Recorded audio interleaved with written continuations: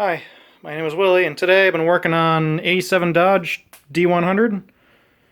I had to replace the starter, and in the process of working on the starter, I busted a tranny cooling line, this being one of them.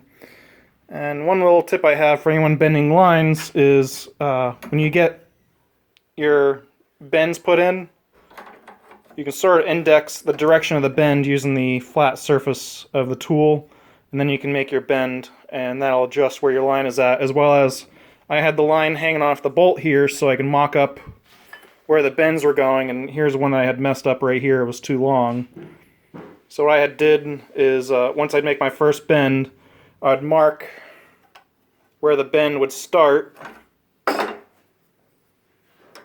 So on this one I would mark where the bend would start, and I'd put that red mark right where the center of the wheel would be at and make the bend around it, which I'll show you in a second. Let me get you up on a stand. Okay, I think that'll work. So I mocked up my bend and I put a red mark right here. See if you can't see that. Yep, got my red mark right there. So then I can put my bend tool on here, just like that. Mock it up. Okay. So I got my bend right on top of that, where it's going to start.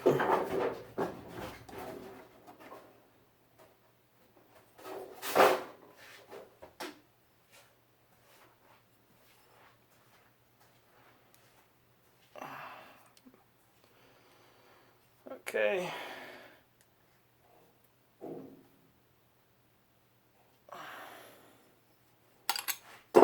See now, that matches up that bend right there. See that? Really pretty close. Let me grab you. Get you closer. That really is a good way to mock that up. So, just thought I'd show you that little quick trick. And I didn't cut the line until after I got my more complicated bends. And then I would measure the rest of the tube and cut it to length. Also helps to have a bolt in the vise to hold the line too. Okay, here's the two lines I had to replace. One wasn't leaking, but it wasn't far off from leaking.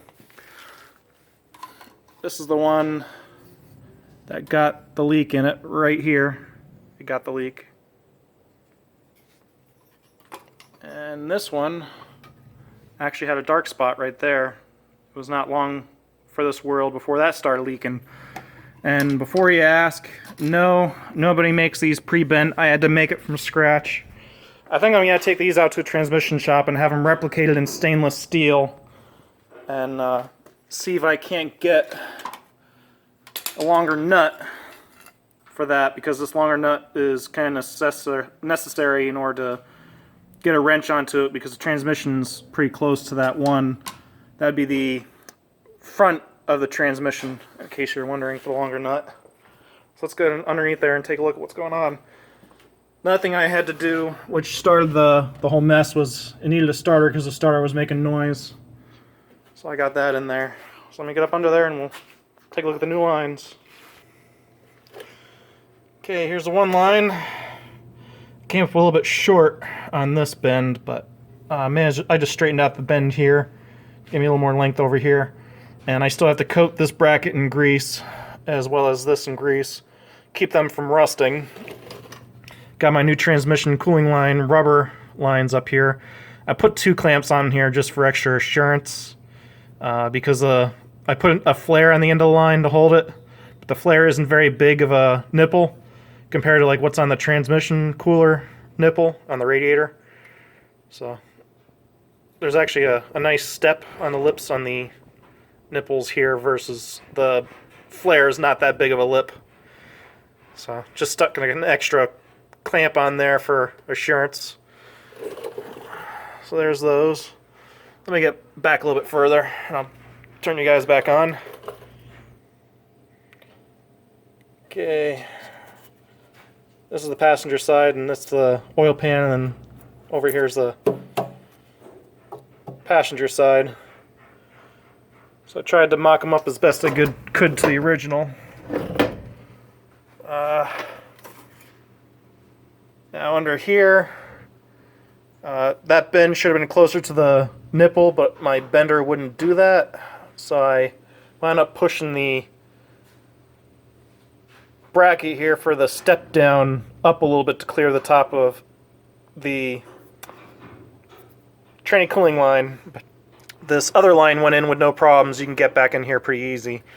And I coated the whole shifter assembly with grease. There was already grease on the main moving points, but I coated all the metal in grease to keep it from rusting, because it's kind of hard to find parts for this truck.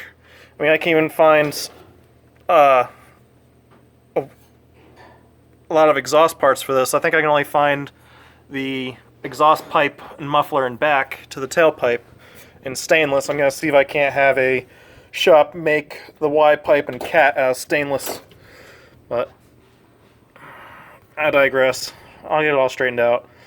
Another thing I did while I was under here is I got some fluid film. See if I can't get that in camera. There we go.